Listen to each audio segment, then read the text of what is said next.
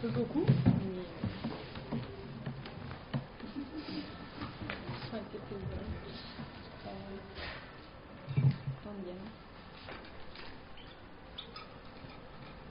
Et après, on passera un truc un peu plus artistique.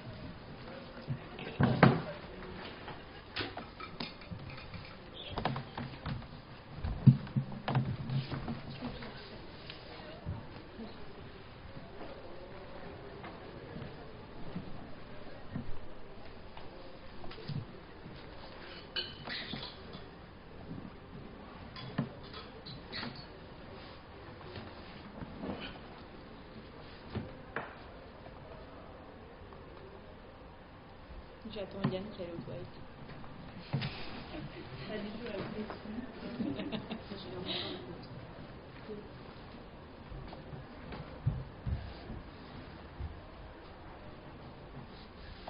Mais ils sont stables sur leur ballon, tes profs ou... Je sais pas comment ils font. Ils bougent pas? Vous l'avez senti comme sur une chaise? Non, je pense qu'ils bougent. Ah, ok. Un peu comme ça, je pense. Ah, ça fait les abdos un peu. J'avais pas trop prévu de faire du sport aujourd'hui. En tout cas, tout de suite. On peut commencer.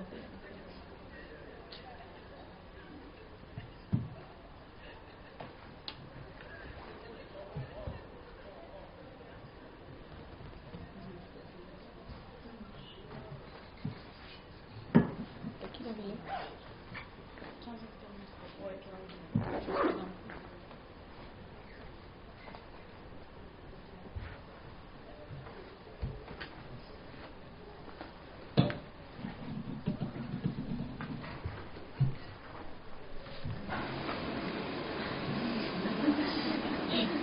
J'étais à deux doigts, je voyais Aya, ça va?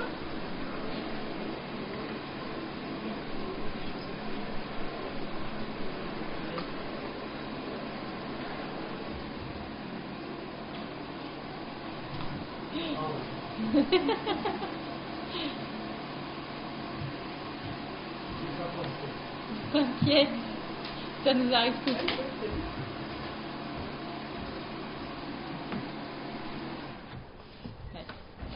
Ok, du coup là j'aimerais vous parler de deux pantresses pour continuer un peu sur le thème qu'on avait ce matin.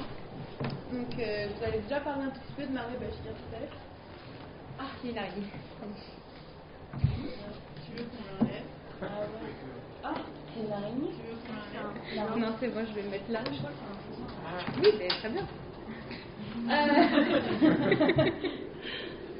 Ok. Du coup, Marie Bachir, pour moi, je voulais vous la présenter un peu comme une idole parce qu'elle est juste incroyable.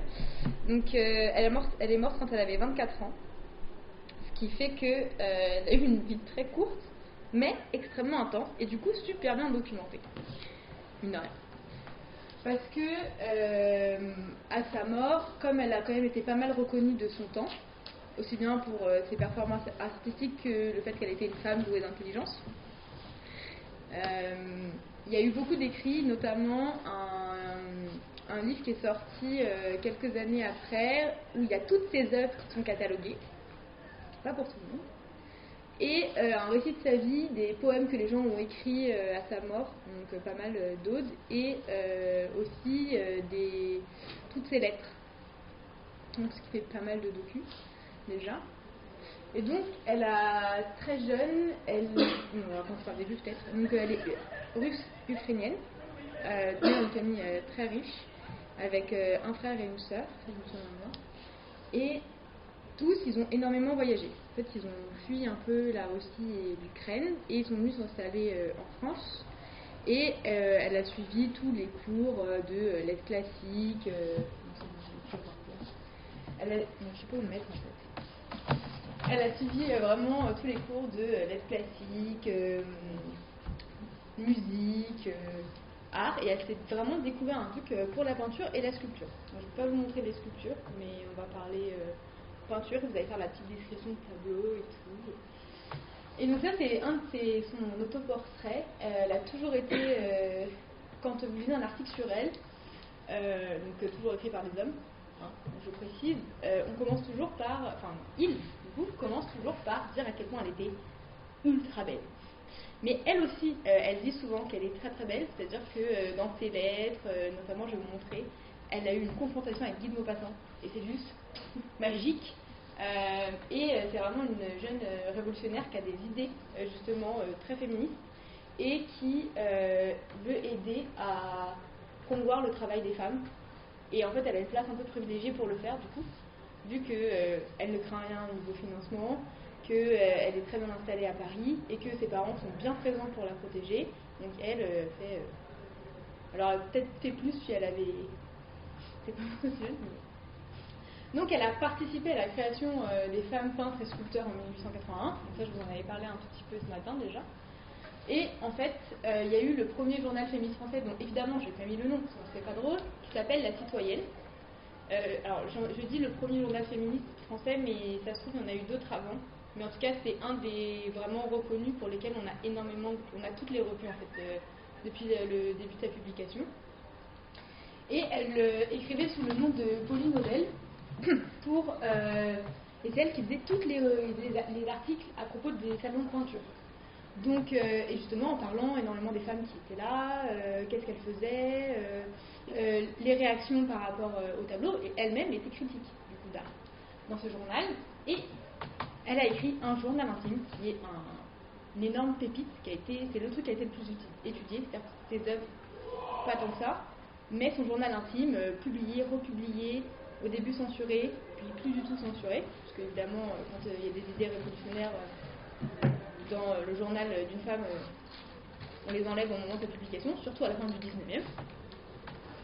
Et ce journal raconte ses voyages, ses envies de peinture, de sculpture, ses idées politiques, les gens à qui elle écrit, mais aussi sa reconnaissance des autres femmes d'artistes, et notamment le fonctionnement de l'Académie Juliane, dont je vous ai parlé tout à l'heure.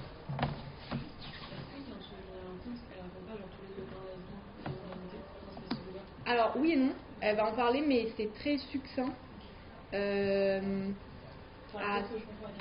Mais il y en a, oui, il y a un autre journal intime qui en parle, mais elle très peu. En fait, elle y fait pas vraiment attention. Et ce qui est très intéressant aussi, c'est qu'elle parle de ses relations avec les hommes. Et justement, vous allez voir ça avec Guy de Maupassant, elle n'est pas tendre. Donc là, c'est un tableau que je vous avais déjà montré, mais là, il est en grand. Et du coup, ça, c'est l'Académie Juliane. Et donc, elle est ici. Donc, elle s'est auto-représentée.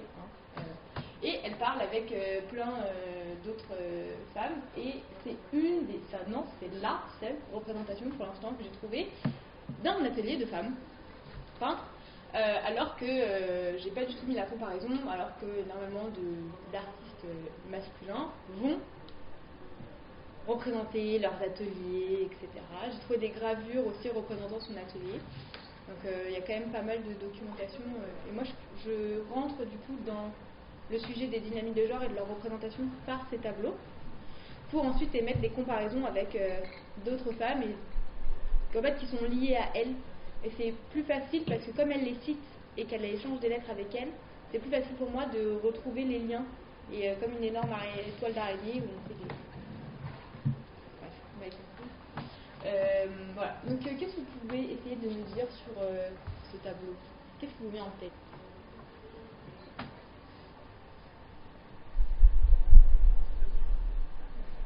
Que ce soit les couleurs, les formes, les visages, les jeux de regard, même l'atelier en lui-même. Est-ce qu'il y a un prof, pas de prof? J'ai l'impression qu'elles sont en autonomie. Et qu'il y a, j'ai l'impression qu'il n'y a pas de pouvoir de trop pour les personnes qui sont en autonomie. Et que c'est fun parce que j'ai jamais vu ce genre de représentation. Et que j'ai l'impression que même si le petit garçon est représenté vêtu, par rapport à ce que tu me disais ce matin, j'ai l'impression que dans les peintures en haut, ils sont tous nus. Ouais. Je trouve ça drôle. Enfin, ouais. Mais du coup, c'est aussi un moyen pour elle de dire ah, mais je fais du nu.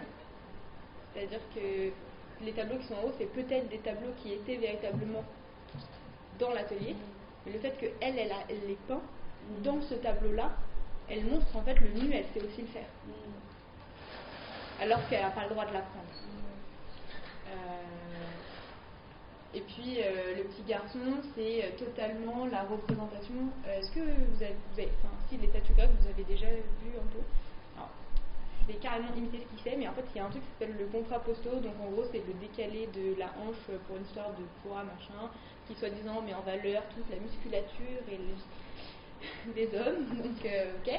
Et aussi, ça permettait de faire un balancier dans la sculpture, donc en fait, que ce soit bien proportionné, etc. Donc, il y a une histoire de la statue, elle doit faire 7 fois la tête de la personne. Et donc, en fait, en le représentant comme ça, elle montre aussi qu'elles savent faire de l'antique. C'est-à-dire qu'elles sont aussi bonnes que les hommes. Elles sont capables d'apprendre à le faire. D'ailleurs, elles sont en train de le faire. Et en plus de ça, elle est capable de le représenter et de le peindre alors qu'elle n'avait pas le droit de le faire véritablement. Et puis évidemment, moi j'aime bien parce qu'il y a tous les pinceaux, des trucs de peinture à l'huile, les palettes. Enfin, j'ai l'impression que c'est comme si on entendait le bruit aussi de ce qui se passe dans cet atelier où elles sont en train toutes de discuter, d'échanger, de regarder les tableaux des unes des autres. Parce que là, elle va plutôt se concentrer sur son visage. Mais par exemple, derrière, où est-ce que j'avais vu ça, elle est plus en train de faire un peu l'entièreté du corps, ou bien on peut elle regarde comme ça pour les proportions, si c'est tout correct. Donc en plus, on voit tout le procédé de peinture, parce qu'elle est en train de faire le croquis. Et que aussi dans un atelier de modèles vivants, là on est tous en ligne, mais ça arrive jamais. Hein. On est tous en cercle autour du modèle qui change de position, etc. Et ce qui fait qu'elle permet d'avoir plein d'angles différents pour apprendre à connaître le corps. Donc il y a aussi tout ce truc de, là elles sont en train d'apprendre à connaître le corps en lui-même. Et c'est vraiment juste un corps, c'est pas une personne, c'est pas une identité, c'est vraiment la matérialité du corps en elle-même. Une question par rapport à l'académie. Je ne sais pas si tu avais déjà dit au matin ou pas, mais est-ce que c'est une académie juste de l'Académie Julien, une académie juste de femmes ou pas? Non, c'est une académie qui ouvrait des cours spécialement pour les femmes et qui avait un professeur qui leur faisait des cours. Donc je me souviens plus du nom, mais qui était le mentor de Marie Bachelot. Mais non, généralement les académies c'est que des trucs d'hommes et après ils ont des cours pour les femmes ou pas. Et par exemple aux Beaux-Arts, il y a eu énormément de controverses par rapport au fait que les femmes n'avaient pas le droit de s'inscrire à l'école, donc de passer les concours, etc., donc d'être diplômées des Beaux-Arts.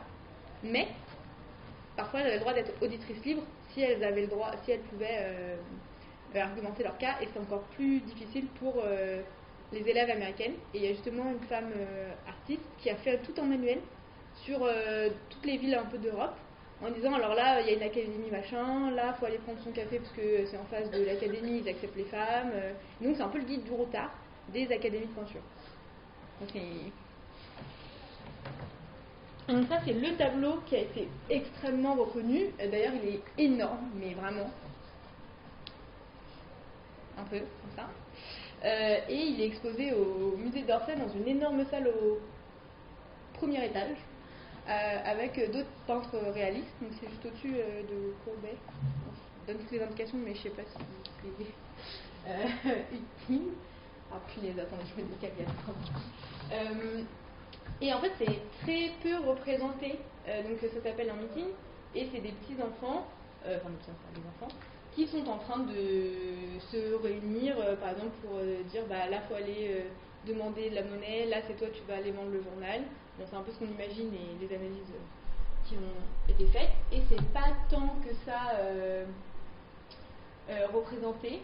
Et elle en a fait quelques-uns. Et il y a un autre tableau qui s'appelle Jean et son frère, Jacques et Jean. Ce sont deux petits garçons aussi qui tiennent la main. Et on ne sait pas où ils vont, mais ils avancent. Du coup, c'est représenté dans une des rues de Paris, où elle a vraiment imaginé son truc, été repérer des enfants pour vraiment avoir en tête toutes les manières aussi dont ils se comportent, pour obtenir vraiment des poses ultra naturelles. Enfin, moi, ce groupe, je l'imagine très bien bouger, parler et échanger. Et d'ailleurs, regardez, lui, il a les yeux à moitié fermés, donc comme si on avait pris une photo qui était comme ça. Lui, il est vraiment en train de le regarder en disant mais qu'est-ce qu'il raconte comme connerie, j'en sais rien. Lui, il est en train de compter des trucs sur son carnet en disant est-ce que tout le monde a bien ramené la monnaie pour que le logement, quoi que ce soit. Lui, je suis sûre que c'est le plus rigolo de la bande, là, avec son air un peu... puis lui, ultra droit, en train d'écouter tout le monde. Donc, il a été extrêmement reconnu, ce tableau, et notamment, elle a été citée par Zola.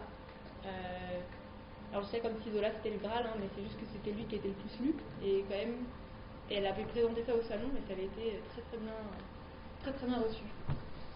Bon, elle n'a pas gagné de prix, hein, donc vous imaginez bien. Du coup, je vais vous parler de cette petite histoire avec Guy de Maupassant. Et donc, elle était une super fan de Guy de Maupassant. Mais vraiment, elle adorait. Elle en parle dans son journal et tout. Et puis, elle adore envoyer des lettres à même des gens qu'elle ne connaît pas. Plus en disant, je vais avoir un échange intéressant et tout. Et donc, un jour, elle se dit, bah vas-y, Guy de Maupassant, elle a sorti un truc qui est trop bien. J'ai adoré le livre. Donc, je vais discuter avec l'auteur. C'était possible d'envoyer des lettres. Je sais pas, elle a eu son adresse, mais des pages jaunes peut-être. Et elle lui envoie une lettre un peu en lui disant comme quoi elle va rester anonyme, qu'elle va pas trop lui dire qui elle est, qu'elle aimerait que ce soit une relation qui reste comme ça, mais que ce soit s'échanger des lettres et des pensées intéressantes, parce qu'elle le pense véritablement, douée d'intelligence, dans un truc pas de révolte mais progressiste dans sa pensée, notamment par rapport à ses livres. Elle dit du coup ça va être ultra intéressant de discuter avec lui. Et la première lettre qu'il lui renvoie est complètement misogyne, à côté de la plaque, en lui disant mais qu'est-ce que vous faites mademoiselle, c'est quoi l'intérêt de cette lettre, et puis lui demande à quoi elle ressemble, etc. Et un peu en lui disant que finalement les femmes ça sert à rien, quoi. Donc tout un truc ultra sympa. Et donc elle finit par lui répondre, donc elle lui raconte un peu sa vie. Elle dit que finalement il n'y a que 60 personnes qui lui envoient des lettres, donc c'est quand même qu'il n'est pas si connu ou pas si intéressant que ça, quoi. Et elle finit des crimes forêts, blablabla, on s'en fout. Ah oui. Et donc là, elle lui dit je ne comprends pas seulement comment vous pouvez vous ennuyer. Moi, je suis quelqu'un parfois triste, quelquefois parfois triste, découragé ou enragé, mais m'ennuyer jamais. Jamais. Vous n'êtes pas l'homme que je cherche. Je ne cherche personne, monsieur. Et j'estime que les hommes ne doivent pas être des accessoires. J'estime que les hommes ne doivent être que des accessoires pour les femmes fortes. Enfin, je vais répondre à vos questions. Non mais je vous jure, et toute la lettre elle est comme ça.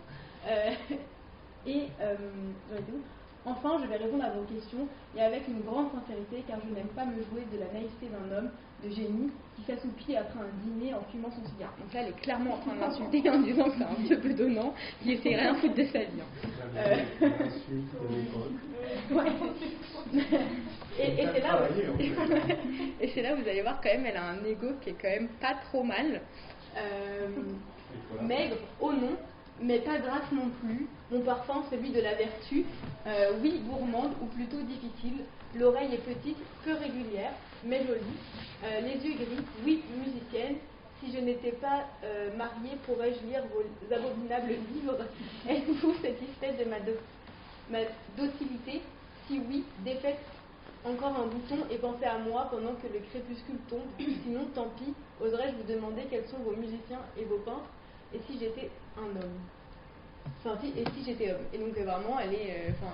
et donc moi, ce qui me fume, c'est que cet article il est sorti dans les années 80, d'accord? Et que le journaliste ou l'auteur de l'article essaye de défendre Maupassant, alors qu'il est en train de publier ce passage de la lettre, tu vois. Donc c'est assez drôle. Et donc tu vois, la réponse d'après c'est Maupassant cesse d'être galant.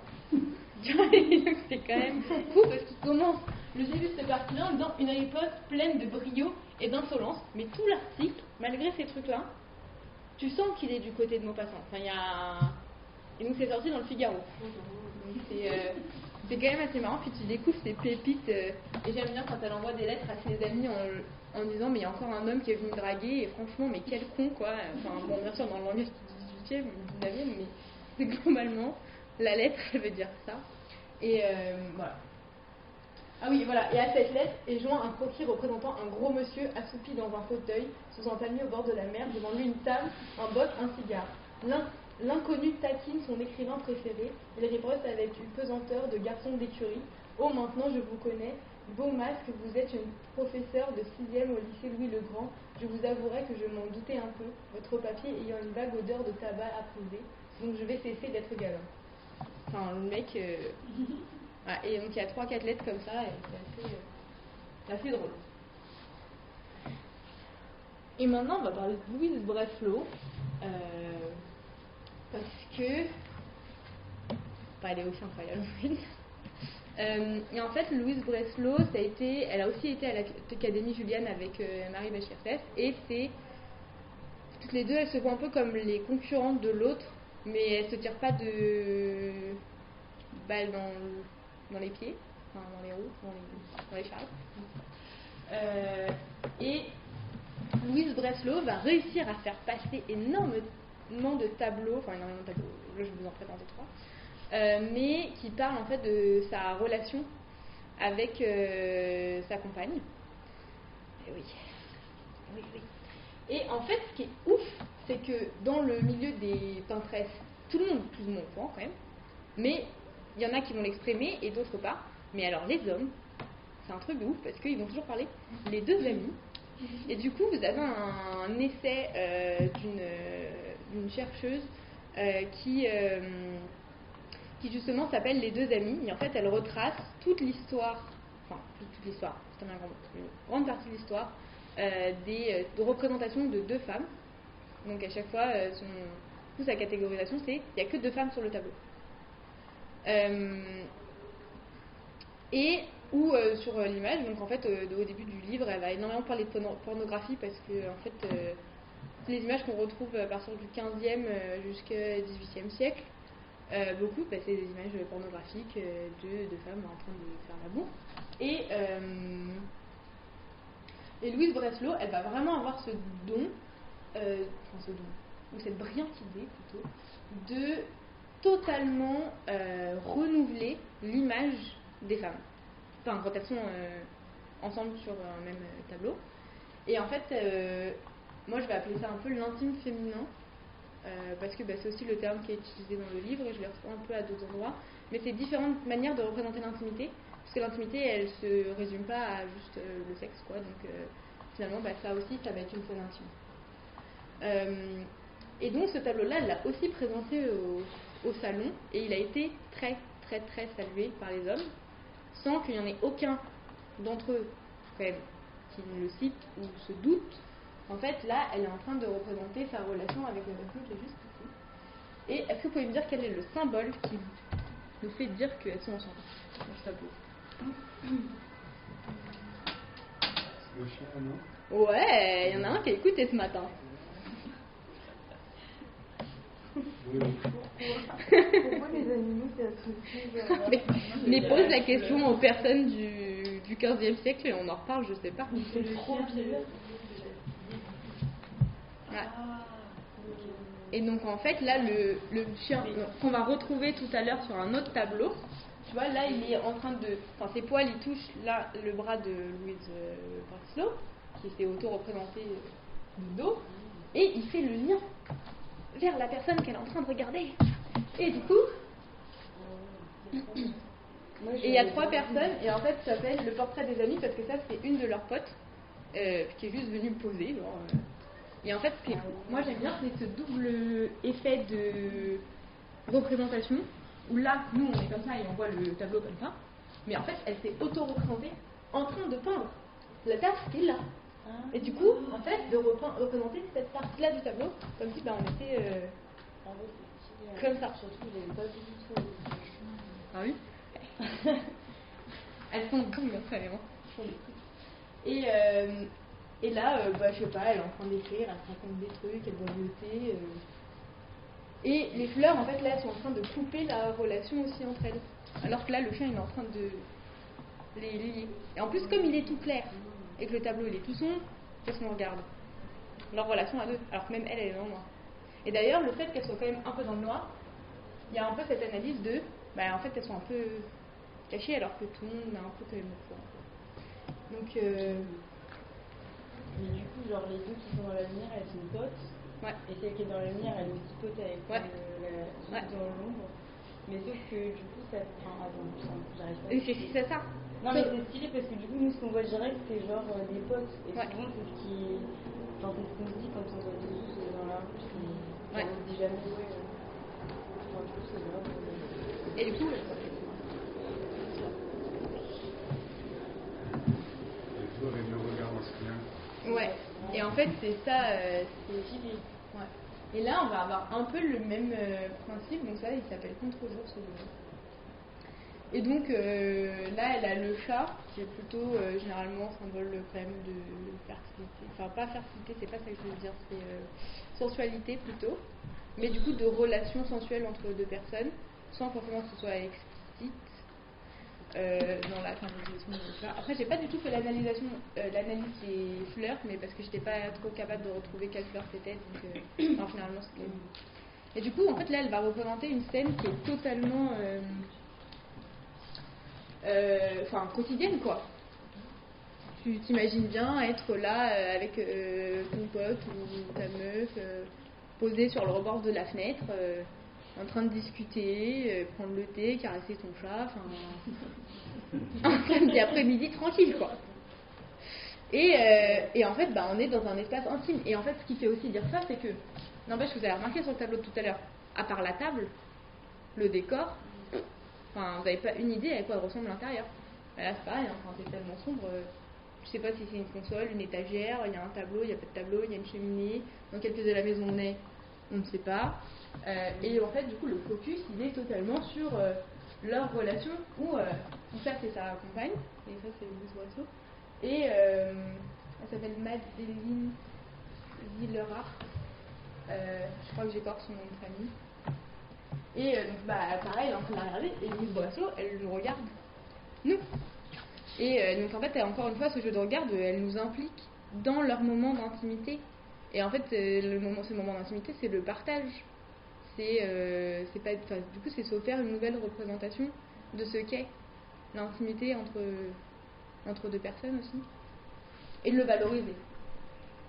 Et après les tableaux de Louise Boisseau qui sont comme ça, il y a eu plein de nouvelles représentations qui s'inspiraient de ça pour justement développer cette image. Et il faut savoir que Louise Boisseau, elle était très pote avec deux gars. Et en fait, je les ai pas mis dans le PowerPoint, mais je peux vous montrer parce que je pense que je vais les avoir quelque part. Deux gars, il a représenté énormément de femmes ensemble, mais en voyant ça, Louise Boisseau, elle s'est dit que cette représentation-là, ça lui allait pas. Et en fait, il y en a beaucoup qui justifient l'art de deux gars aussi de la représentation de l'intime féminin par le fait qu'il était pote avec Louise Boisseau et qu'elle le représentait comme ça, en disant si elle est pote avec lui, c'est que ça va. Alors que non, c'est assez problématique. Deux gars. Le gars, c'est celui qui peint. Les danseuses. Non ouais, déjà, ces tableaux sont extrêmement dégueulasses. Je sais qu'en les voyant comme ça, on se le dit pas, mais en fait, si vous cherchez bien, dans le coin, t'as toujours un mec ultra caché par un poteau et tout, habillé tout en noir, qui est tout en train de lui lorgner comme ça. C'est horrible.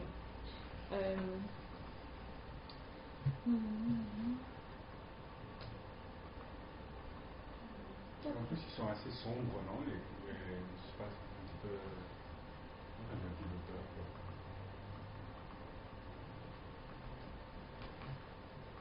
Je sais pas, vous voyez quoi là?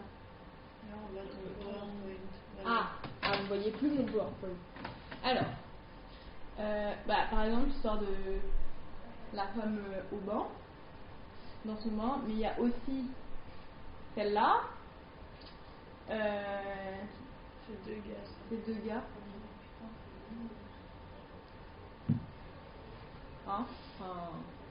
C'est un mec derrière. Ouais. Non mais. Et alors celle que je retrouve pas, je crois que c'est par le trou de la serrure, parce que celle-là, elle est quand même. Le trou. Je marque trou de serrure, ça va marcher. Non, évidemment. Ah si, voilà. Donc en fait, c'est le tableau-là. Et Bon, j'avais dit qu'on se détournait, mais bon, on va juste s'énerver 5 secondes. Donc là, imaginez que vous avez votre porte, vous avez une porte ici, et il y a un trou de serrure, et vous êtes un super voyeur, et vous allez regarder par le trou de la serrure, et du coup, vous êtes en train de regarder une femme qui est en train de se laver. Est-ce que vous pouvez me donner le statut de cette femme? Par les éléments qu'il y a sur le tableau, on les voit pas trop, mais je peux zoomer.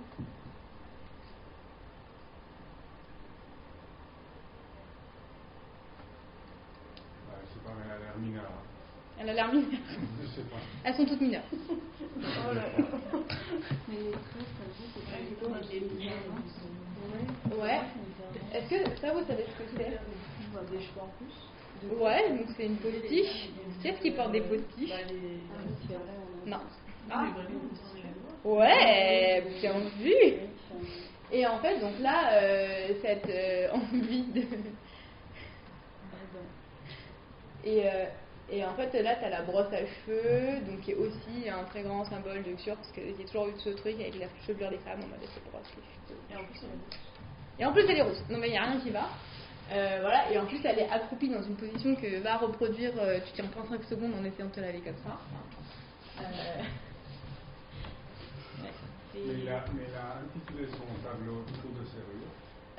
Non, mais en fait, moi, c'est toujours comme ça que je le retrouve parce que c'est vraiment cette impression de trou de serrure et je sais plus comment il l'appelait. C'est vrai qu'il y a un cadrage un peu Là, étrange. pour le coup, s'il est appelé comme ça. Ouais. Ça serait même pas étonnant. Non, c'est totalement possible. Ouais. Hein. Le tub, le bain, en fait. Mais enfin, excuse-moi, elle n'est pas en train de prendre un main là. Bon. Après, cette petite parenthèse, évidemment, j'ai oublié. On va passer à notre dernier tableau et après, on va faire descendre. Donc, celui-là, il s'appelle La vie pensive. Et alors, je vous en prie, allez-y. Parce que, ouais, et vraiment, je vous donne aucune indication, quoi. C'est le chien qui relie les deux âmes. Ouais. Ok, on aura retenu cette journée, c'est sûr. Quoi d'autre? Qu'est-ce que vous pouvez me dire? Est-ce que vous savez maintenant reconnaître où est Louise Breslau? À gauche. À droite. Allez, à droite. Ah oui, parce que c'est toujours le même truc. Ah ouais. Elle a l'air beaucoup plus âgée sur ce. Enfin, j'ai l'impression qu'il y a un écart d'âge entre les deux. Pas tant que ça. Ok. Elle a vraiment une vie. Enfin, sa compagne a vraiment une chevelure rousse pitante. Ta compagne n'a pas l'air de vivre sa meilleure vie. Non. Non. Elle a l'air un peu dépitée. Ouais. Quoi. Ouais. Voilà, Le chien, elle a la gueule de moi, mais. Bah, ah oui.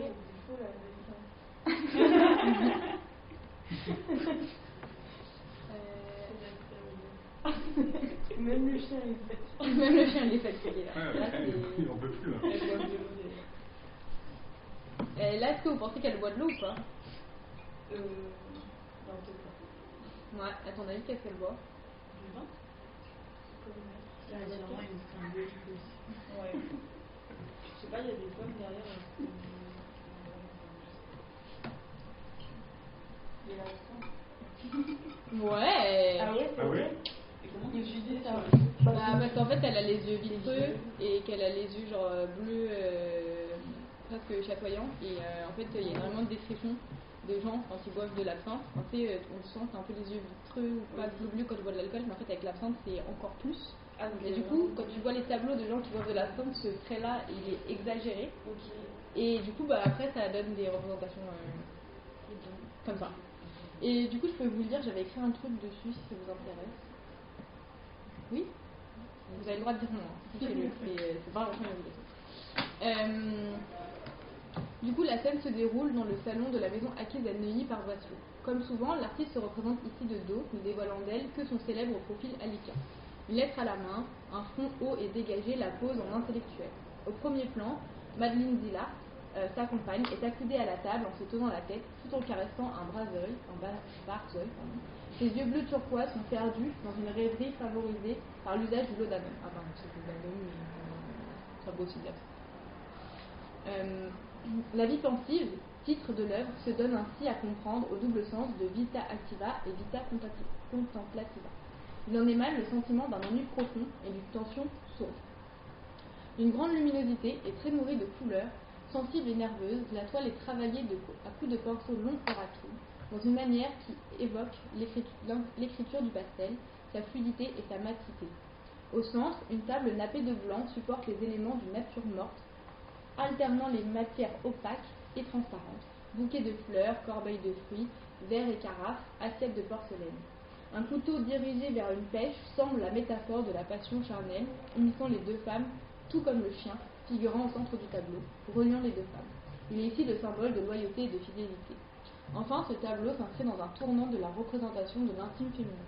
En effet, Louise Breslau établit une nouvelle représentation de l'amitié féminine. Elle s'extrait ici du regard masculin. Il est vrai qu'au tournant du siècle, beaucoup d'œuvres sont produites s'intitulant Les deux amies et représentent un couple de femmes enlacées. Loin de répondre à une mode par définition éphémère, ce titre va perdurer plus d'un demi-siècle, éclipsant toute autre thématique, au point de devenir un sujet à part entière qui sera traité par de nombreux artistes des deux sexes. Octave Mirbeau remarque aussi son sens de l'indépendance dans un article de 1885. Parmi les artistes qui se possèdent, il faut citer une femme, Louise Breslau, dont les toiles ne rappellent aucune école, aucune tendance consacrée, et qui peint bien avec sa propre volonté et son fier talent d'observation et de médiation. Ainsi, elle donne une nouvelle image avec ce tableau d'un couple arrivé au plein épanouissement de la maturité. Elle est la seule qui ose transgresser le tabou de l'auto-représentation. De toutes les artistes de sa génération, Louisa Besnard, Sarah Bernard et d'autres, de l'amitié féminine, ni décadente, ni invertie, ni vicieuse, ses amies sont des femmes indépendantes qui mènent une vie libre et travailleuse. En conclusion, elle prouva qu'une femme arrivée en étrangère à Paris pouvait y mener une carrière de portraitiste mondaine sans renoncer à son indépendance artistique et amoureuse. Première artiste à donner un statut artistique aux amies, à s'impliquer personnellement dans la représentation de ses sentiments. De plus, en proposant un cadre de visibilité aux amis et qui les intègre à la société en les montrant normales, dégager de la prostitution, des traités médicaux, de la psychiatrisation de l'amour anormal, l'imaginaire amoureux des amis va enfin pouvoir construire sa véritable culture, dont l'enjeu n'est pas seulement la symbolisation du désir féminin, mais la conquête d'une liberté sexuelle dégagée de la main de l'Église et de la science. Dans ce combat qui ne fait que commencer, le féminisme va se révéler étonnamment absent. Bon, dessin ? Voilà. Je ne sais pas si vous avez des questions et tout, mais moi, dans la lignée de lire des femmes stylées du 19e siècle, je vous invite à lire un court livre qui fait un plaidoyer, qui date de 1866, je crois, qui a été écrit par Olympe Audouard, qui s'appelle Guerre aux hommes, et c'est très drôle et très virulent. Et en fait, toute la première partie, c'est un texte, et la deuxième partie, c'est des portraits types d'hommes, plus horribles les uns que les autres, qui en fait jouent avec les codes de la caricature littéraire, qui était un truc très répandu dans les salons intellectuels du 19e, notamment pour insulter des femmes et les sortir de ces milieux-là. Et donc, elle a fait la même chose avec les hommes en les faisant des espèces d'archétypes, genre le crapaud, le papillon, le méchant. Chacun au leur devoir. Mais on lâche les nous. voilà. Donc, c'était mes deux peintres. Et juste pourquoi la première elle est décédée aussitôt ? Elle est morte d'une pneumonie parce qu'elle a été peindre en plein air sans écharpe.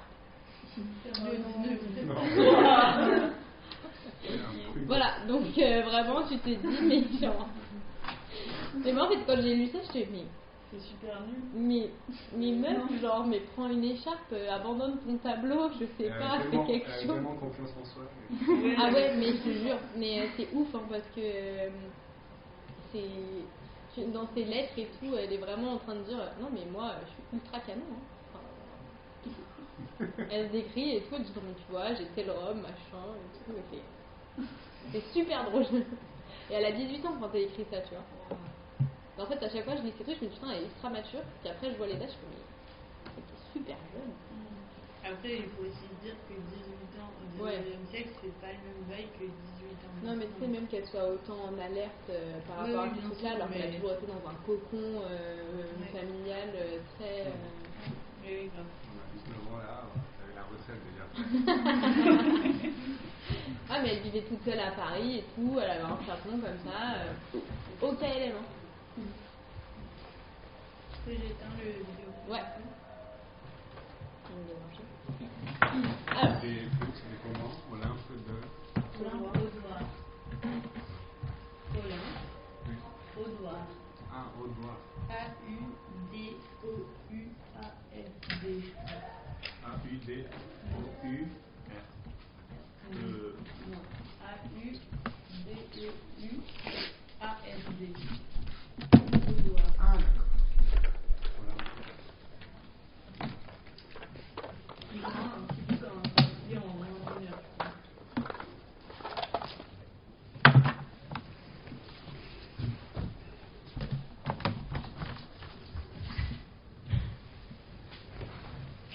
On aurait pu faire un arpentage de Olympe.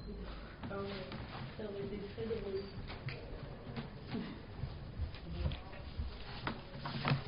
Alors, attendez. Je reprends les consignes modulables. On va faire un petit atelier, c'est notre petit truc de restitution de la journée. Je vais faire des groupes. Après, si vous voulez faire tout seul, vous pouvez aller dans aussi. Je peux peut-être faire ça un peu en groupe. Il y a 3 thèmes pour l'instant. Si vous avez des idées pour aussi changer un thème ou ajouter des thèmes, c'est possible. Du coup, il y avait l'intime féminin, la séparation femme-artiste, donc toutes les questions qu'on a évoquées tout à l'heure, et aussi prise et appropriation de l'espace. Donc là, et en fait, le but, c'est comme ces thèmes ils sont encore très actuels, c'est pas forcément de parler du 19e siècle, parce qu'ils sont gentils, mais ça commence à dater un peu quand même. C'est de se dire qu'on va faire ça un peu avec nos vécus. Donc, si vous voulez écrire des trucs, dessiner, juste écrire des mots.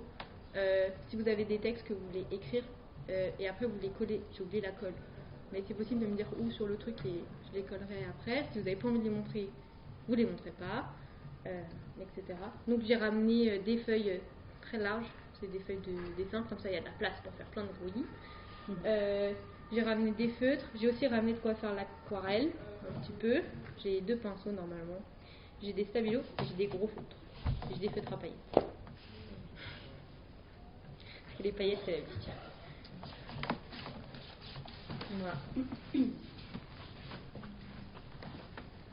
Ça vous dit un peu plus de soleil, ça vous remonte les écrans, ça va être... Ouais.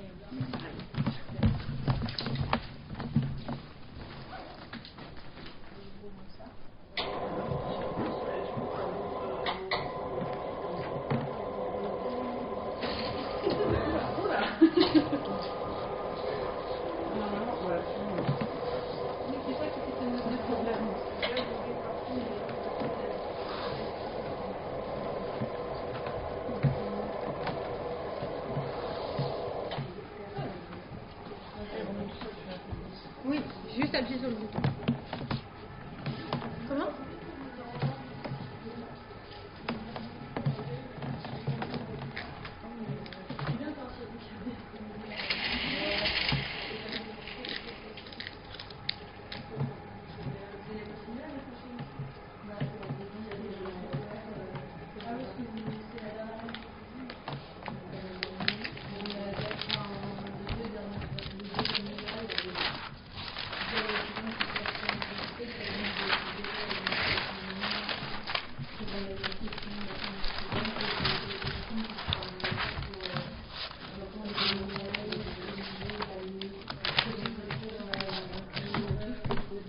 Ouais, mais en fait, c'est pas comme une moi, je sais pas. Si tu veux que je mette un truc un peu petit, moi, ça me suffit.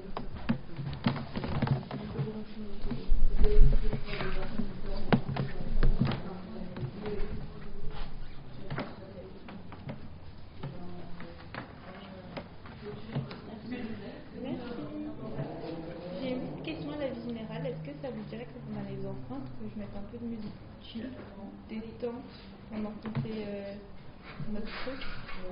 C'est vrai. Ah. Ouais, c'est. Je crois qu'il y a encore un petit temps déjà fait.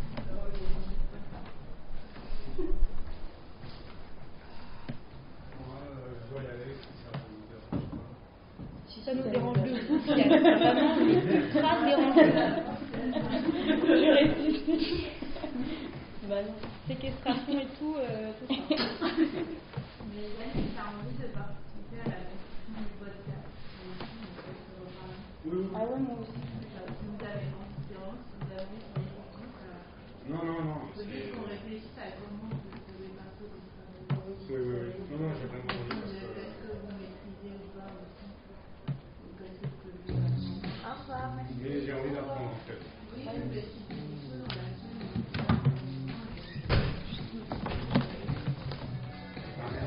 Oui, pendant la semaine, on va attendre le week-end parce que. Non, mais quand tu veux, D'accord. On se parle. oui. Parfait. De toute façon, je pense que vous pouvez essayer de commencer au moins à faire des recherches, essayer de les redécouper, d'enlever au moins tous les grands silence. Oui. Prenez au moins une base, essayer de peut-être des dossiers pour qu'on sache un peu qu'est-ce qui est quoi. Et ensuite, surtout, il faut qu'on réfléchisse à quelle structure on peut donner pour que ce soit écoutable et que ça ne devienne pas censeur. C'est sûr que c'est plus intéressant que ce qu'on dit, mais. Trop bien, vous voulez faire quoi comme thème? Freestyle? Mais on peut faire un thème freestyle. Hein. Non, moi je sais pas plus. Après, si vous voulez, on fait ça en thème. Sinon, j'avais proposé les thèmes, mais si vous voulez, on peut aussi faire freestyle, c'est-à-dire on peut tout écrire sur n'importe quelle feuille, faire des trucs.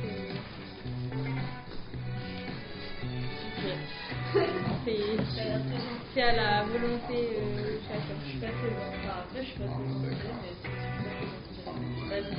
mais peut-être qu'en faisant ça. Ouais. Là, il y a des dessins qui sont Et je veux dire, en faisant coller. Ah oui, il y a des bouts de ça. Vous avez des super étoiles. Là, je trouve des extraits de Guerre aux hommes. Ah ouais, bah ouais. Ah ouais. Ah oui, parce que alors, je peux vous dire, elle écrit, messieurs, c'est bel et bien la guerre que je vous déclare. J'adore. J'attaque plus fort que moi, j'attaque le sexe fort, tandis que je fais partie du sexe faible. Je dois donc avoir pour moi les gens de cœur, toujours prêts à secourir les faibles contre les forts. Merci beaucoup pour la journée, c'était super. Et on se revoit une fois sur le 17, je pense. Oui, c'est dans 2 semaines, ouais. Salut. Celle-là, il y a des dessins dessus. Il y a encore des dessins. Regardez les paillettes. Ouais, grave. Mais en fait, je sais pas où elles sont. En tout cas, c'est vraiment très drôle et très piquant. Et je suis en train de constater que je pense qu'il y a le livre en entier sur Google Livres. Ah ouais? Oui. Super cool. Ouais, quand on va trop bien. Mais du coup, je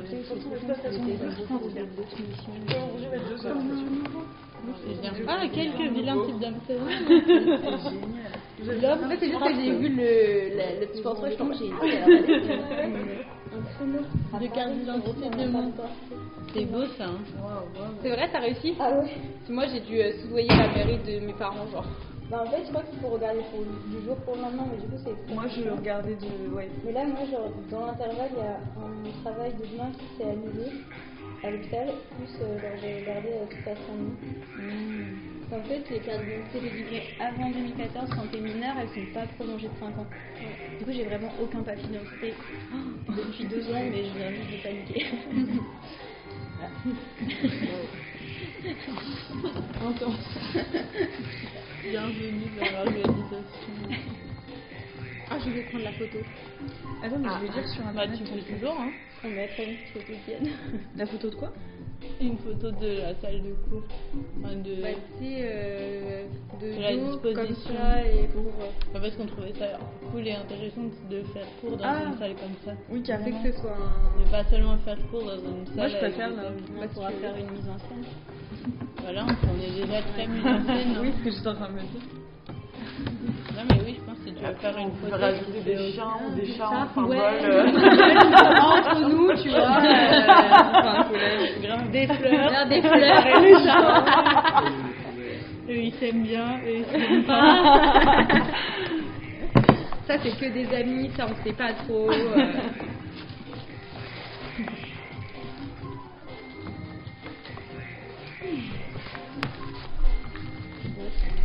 Oh, c'est super. Moi, j'ai plein de... Alors, J'avais ramené ça vous aussi. faites à plusieurs, oui. Je sais pas trop, moi je voulais recopier. Moi, je vais lire Garozone personnellement. Tu l'as trouvé où en PDF Quoi? Tu l'as trouvé où en entier? Bah je sais pas, j'ai tapé sur Google et c'est sorti. Pas trop d'autres infos à donner. Donc tu peux écrire aussi ou tu peux dessiner sans savoir. Ça, c'est les pinceaux à l'eau pour l'aquarelle. Il y a l'eau qui est direct dedans. Il y en a là aussi. Ouais, mais il n'y a pas d'eau dedans, mais celui-là. Mais on peut en mettre un, je veux dire. C'est fait exprès, quoi.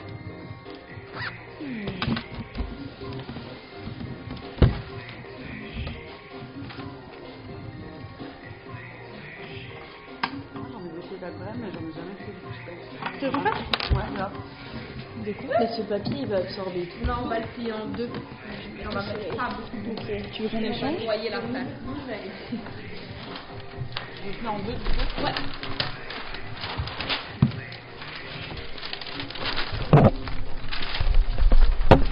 Ouais, j'avoue. On peut les plier en deux. C'est trop grand, en fait. Ça vous fait intimidant, là. C'est vrai. Moi, j'avais pensé en me disant comme ça, on fera plein de bruit dans tous Ouais, les je capte, coins. Mais peut-être après, je pourrais faire une énorme fête avec. Ah. Ouais. Est-ce que tu veux commencer par genre, je sais pas, quelle musique Je vais partir à la salle de cinéma. Ok. Et bah, est-ce que tu... Ah bah attends, je vais juste récupérer la... Ah, pardon. Hop. Et là, un petit crayon. Comme ça, d'abord, tu pourras dessiner ta petite. Ok.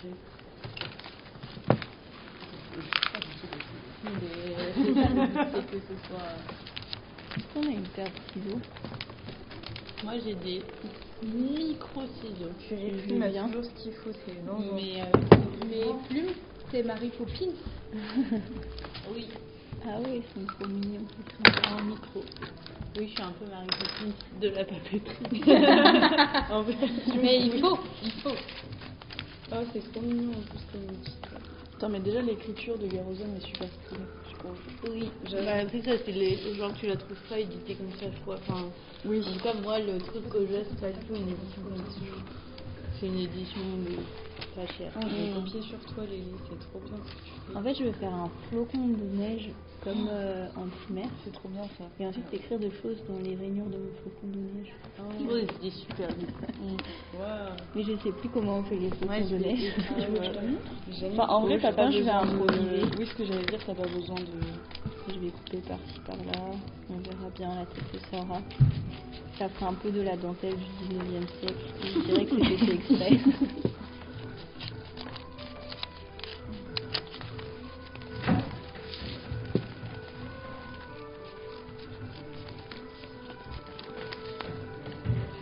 C'est trop stylé ce livre. Oui. Je l'ai lu pendant le deuxième confinement, ce livre, avec Jack d'ailleurs. C'est bien. Et deux autres potes, je faisais des lectures à voix haute pour faire passer le temps. Et je leur ai lu ça et le BABA du sexe. Donc ça m'a fait personne quoi.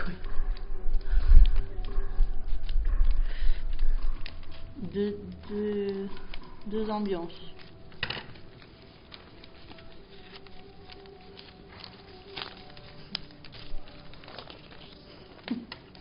Ça va pas être très naturaliste comme affaire. J'ai un regret dans la vie, c'est de jamais pouvoir rencontrer Lélie quand elle avait 7 ans. Ah ouais. J'étais un peu mutique, mais On aurait Moi, peut-être ça pu serait être amis. sûrement très bien entendu. Je serais souris à l'autre bout de la cour. On aurait été deux amis. Aussi, tu replantes des boutures. Toi aussi, tu parles trop doucement. Super, soyons amis. Oui, je pense. J'aurais crié trop fort, vous m'auriez saoulé à Je sais pas qu'il y a parler. une de mes meilleures potes que j'ai rencontrée au collège. Et la première année, on s'est rencontrés, vraiment, on se détestait parce que moi, j'étais une personne très silencieuse, qui parlait très très peu, très doucement, qui était très très calme. Et elle était vraiment sur speed, mais un truc, enfin, genre horrible. Et du coup, on se supportait pas. Alors que, après, on est devenus méga potes. Je pense qu'on est toujours potes 12 ans plus tard. Ouais. Moi, je pense que je me serais pas entendue avec mes potes actuels, enfin. Enfin, je sais pas. Là, je vais mettre des petites citations de Paul Voilà, c'est mon... De qui Paul Empaudoir. De par Dieu, donc nous sommes créés non inférieurs à l'homme, mais supérieurs. Est-ce assez clair? Est-ce assez logique? Je crois que oui. Les hommes donnent encore comme preuve de leur supériorité sur la femme les plus grandes doses de force brutale que Dieu leur ait données.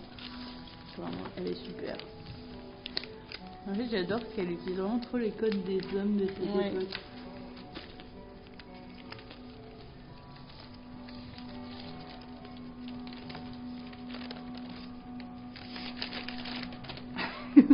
Elle dit arrivons à l'intelligence. Ça va, en vrai. Si nous remettons à Adam et Ève, vous m'avouerez bien que ce bon père Adam en a peu montré, la fameuse pomme a été mangée. L'histoire nous dit Ève a pris l'initiative et a tenté son époux. Si elle n'a pas fait preuve d'esprit, d'obéissance, elle a au moins prouvé qu'elle avait l'esprit d'initiative et de l'imagination. Adam n'en avait pas, le courage de résister lui a manqué aussi. Vrai, son rôle a été assez bête et le père des hommes n'a pas donné une haute idée de sa supériorité sur mère Ève. Elle dit là, il faut que vous sentiez que la brute est dominante chez vous pour en être venue à vous demander si celle de qui vous êtes une partie, la chair de sa chair, les os de ses os, si celle qui vous a porté 9 mois en elle, qui vous a mis au monde, qui a guidé vos premiers pas dans la vie, qui a formé votre jeune esprit et votre cœur est une brute, ou si elle est une création intelligente créée par Dieu à son image. Je peux prendre un sous-papier. Super fort. Ouais, vas-y, je crois qu'il doit rester là. Parce que je crois que. Mais celui-là, tu peux l'utiliser et en fait, il y a juste des crayons dessus. Parce que me connaissant, je vais tâcher de partir. Hop.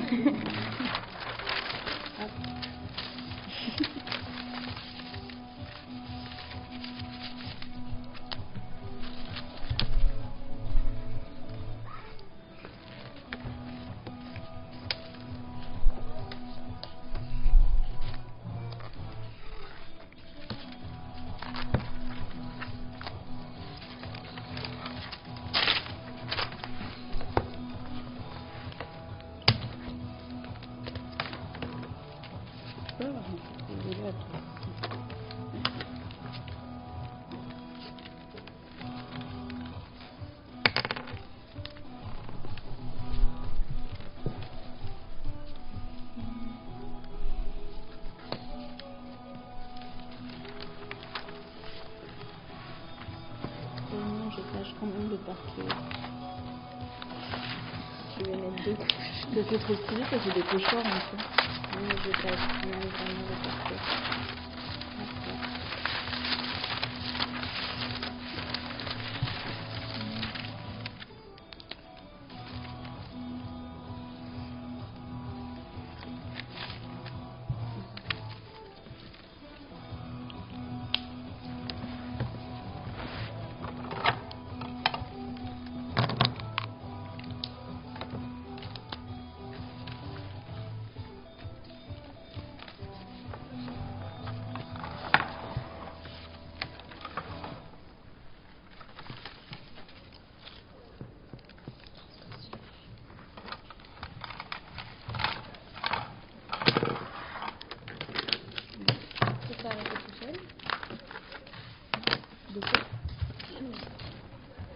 C'est arrivé notre musique.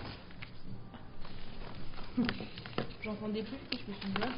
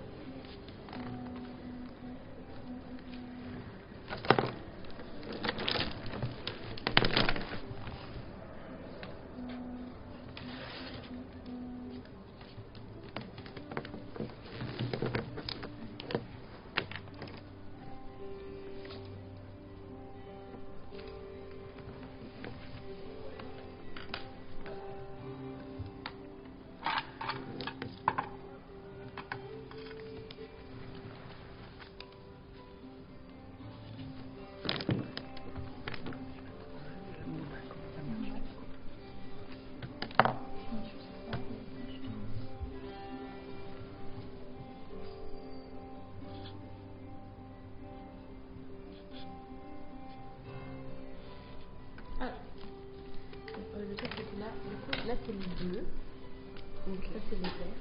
Et ça c'est tous les ocres. Du coup, il faut que tu penses au fait que tu veux laisser des endroits de lumière. On va pas si tu trouves mais c'est pour donner un peu plus de... Ouais. Donc par exemple, si tu veux ça va être plus clair, là ça va être Ok. tu vois, genre là par exemple avec le milieu, donc moins de bleu, donc moins de pigments, là plus de pigments. Ok. Je peux te montrer sur ça. Ouais. Et après, comme ça, tu fais toute seule.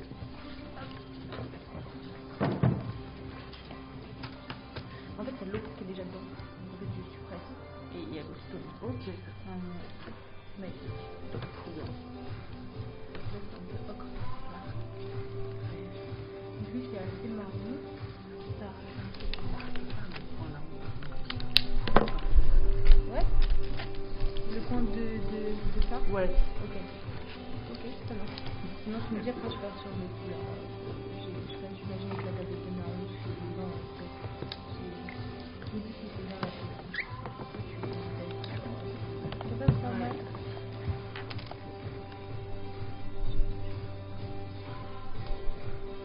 Moi, je suis un peu comme ça. Je suis un peu en taille. Il est là, c'est le sieste.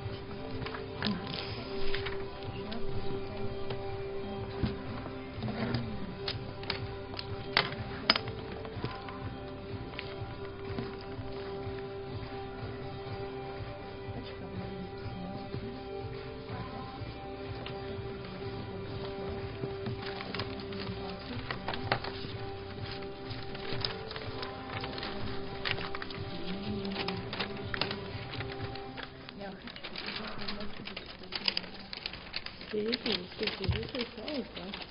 Ok. Ce soir. Après, tu peux. Il n'y avait pas une histoire d'aller au resto ou pas au resto? Ok. Ah oui, Ça marche. j'ai pas répondu. Je sais pas, non, je pense que pas. Enfin, en fait, vu que je travaille pas demain, je peux changer, mais je sais pas si c'est toujours d'actualité. Je demande à Robin s'ils en ont parlé.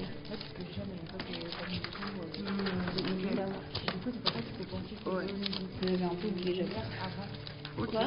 J'avais un peu oublié, je t'avoue, cette histoire.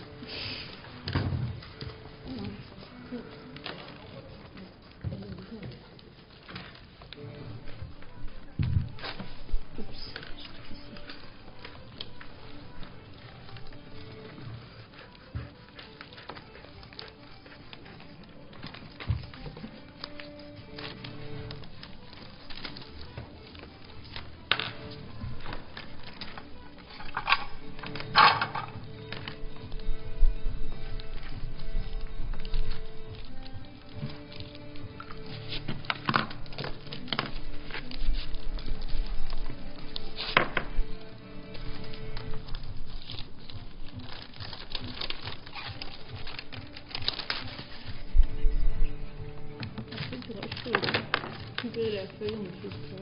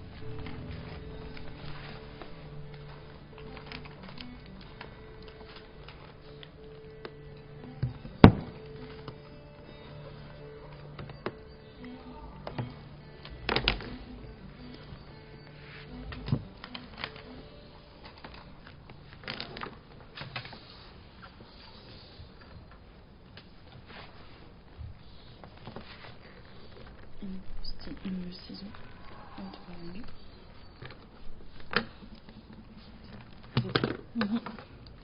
Allez, c'est là.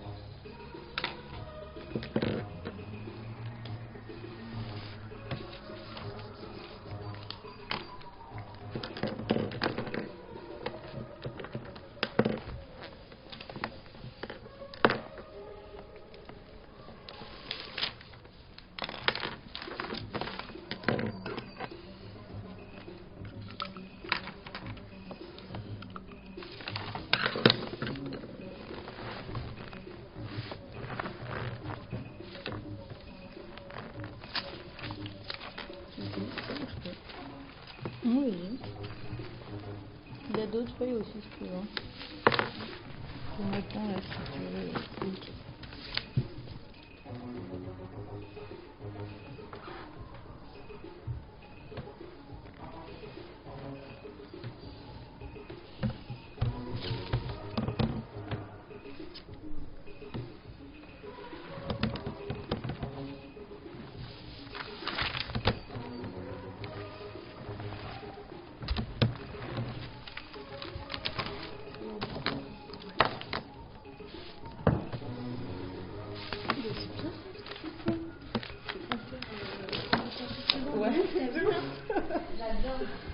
L'aquarelle, c'est vraiment un super anxiolytique.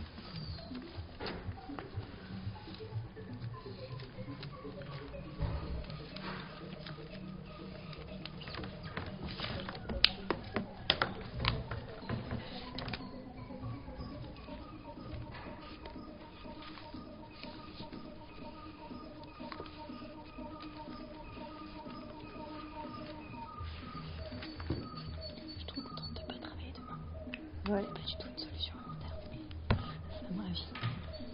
Ouais, je comprends. T'as envie de faire un truc, vraiment? Ou t'as juste envie de te reposer? Je sais pas. Je sais qu'on peut faire des trucs. Ça me stressait grave d'aller travailler. Ça sent quoi? Et ben, je disais que ça me stressait d'aller travailler, du coup je suis super cool de ne pas y aller. C'est pas du tout une solution alimentaire parce que du coup j'ai pas d'argent, mais... Et pour tout de suite, c'est très bien. Mais là, maintenant, je me réjouis.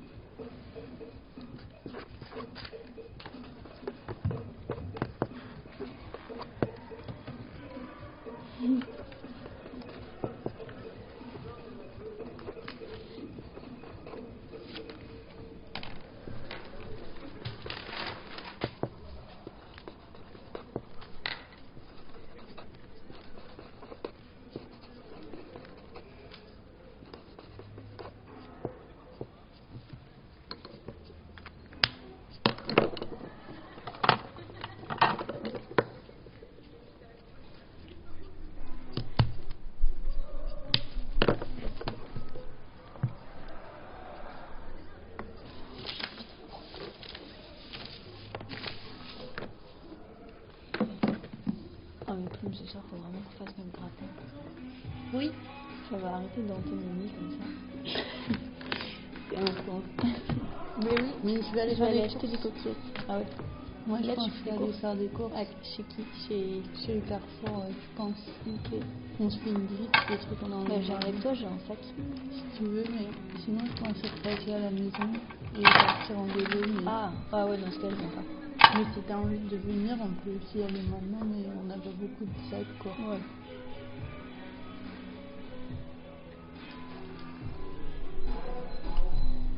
Ah ouais, coquillettes, knackis. Comme ça, je rachète des knackis aussi, parce qu'en vrai, on en a 3-4, je crois. C'est pas énorme, on va manger une pauvreté. On est vraiment dans une obsession totale. On a une obsession totale pour les knackis végétariennes avec les têtes de une semaine. Le Matrix un peu. En plus, maintenant qu'on a découvert qu'on pouvait juste les faire un petit peu revenir à la poêle et les couper pour les manger en apéro, bah c'est... Oh, c'est une bonne idée ça. Il m'en reste une parce que j'ai fait des... Ne commencez jamais. Je dirais pas vous arrêter. De quoi? J'ai fait des odeurs hier, du coup il m'en reste. Ne pas commencer. Ouais, ne commencez pas les knackis végétariennes. Vraiment, après on en mange... Moi j'en ai mangé hier et c'est vraiment bon. Ouais, c'est meilleur que les knackis, je crois. Ouais, c'est quoi la différence? Moi j'aimais pas les knackis. Bah c'est qu'il n'y a pas de viande dedans. C'est juste la protéine de poids. Dans les knackis il y a de la viande, oui. Non. Ouais, on dirait pas, mais oui, il y a de la viande dans les knackis. Non, on m'a juste demandé que c'était de la patate. Bah peut-être tu manges des knackis végés. Peut-être que je mange des knackis. Enfin, si la personne était archi sûre que c'était végé, sûrement qu'elle t'a fait goûter des knackis végés. Ouais, après les knackis en soi c'est pas végé quoi. Non, et les knackis végés c'est vraiment écrit explicitement végétal. Sinon c'est pas végé un knacki. C'est vraiment de la viande écrasée. C'est de la farine de viande. Ouais, de la farine de viande. Ah mais je comprends avec les gnocchis, mais c'est trop nul. Ah oui, on adore les gnocchis aussi. C'est étrange les knackis à la patate. Et je vois pas, normalement c'est avec de la patate.